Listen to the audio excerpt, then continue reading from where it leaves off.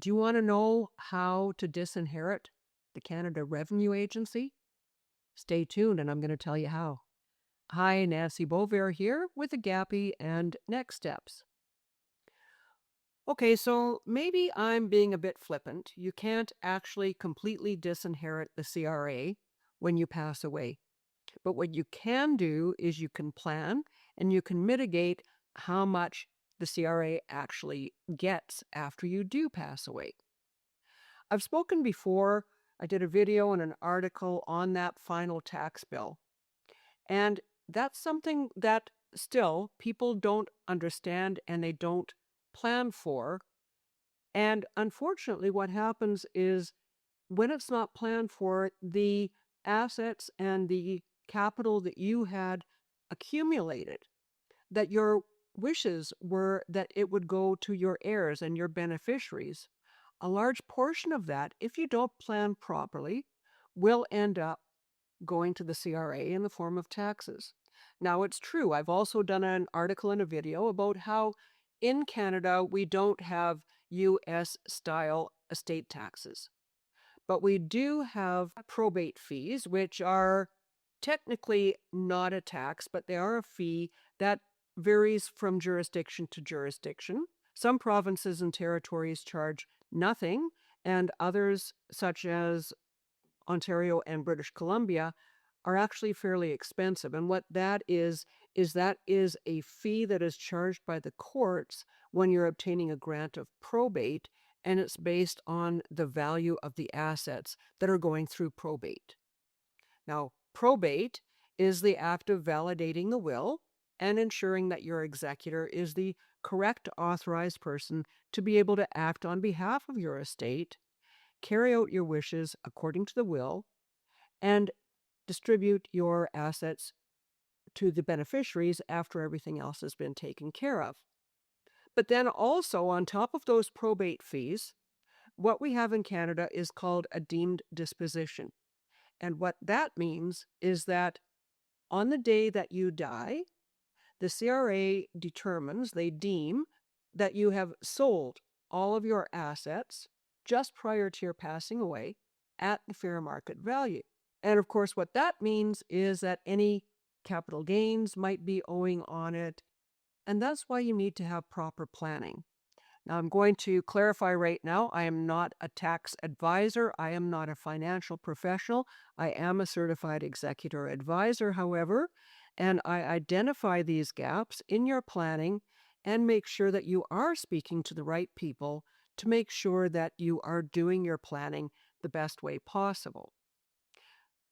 So you should be speaking to your planner. Now, there are some exceptions to certain things.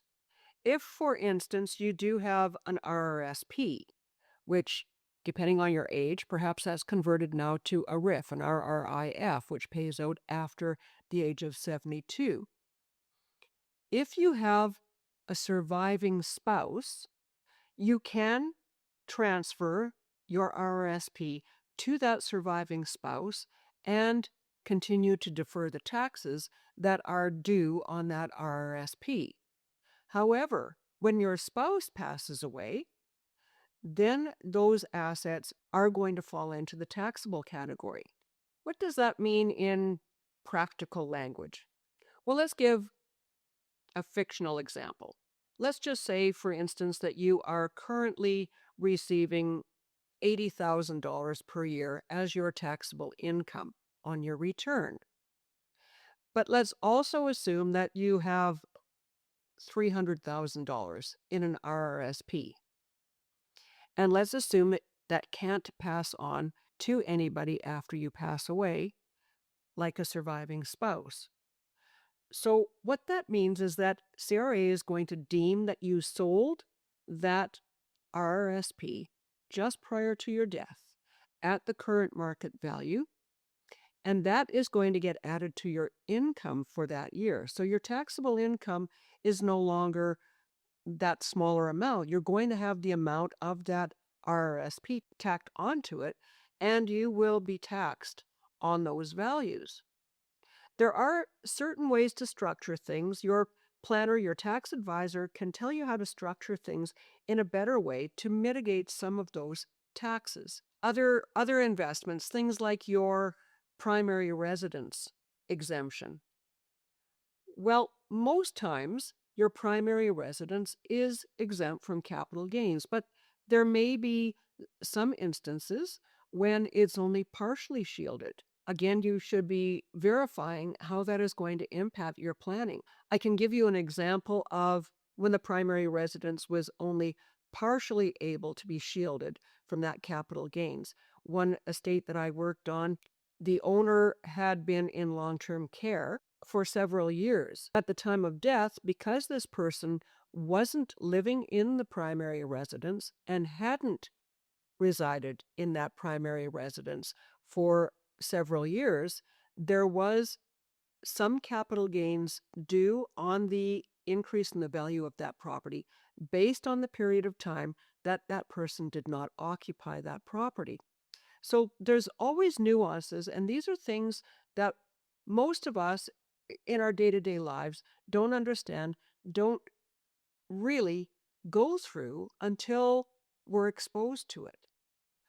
So while you can't actually disinherit the CRA, technically speaking, you can legally mitigate the amount of revenue, the amount of taxes that CRA will get after you pass away if you do appropriate planning and if you do appropriate structures around your estate planning.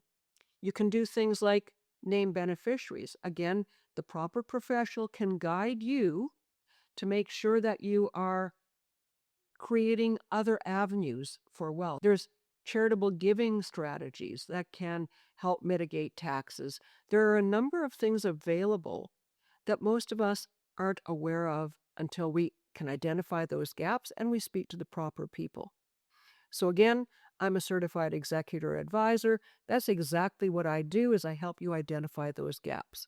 I work with trusted professionals in those other areas, and I can guide you to see them unless you already have your preferred professionals who you are working with.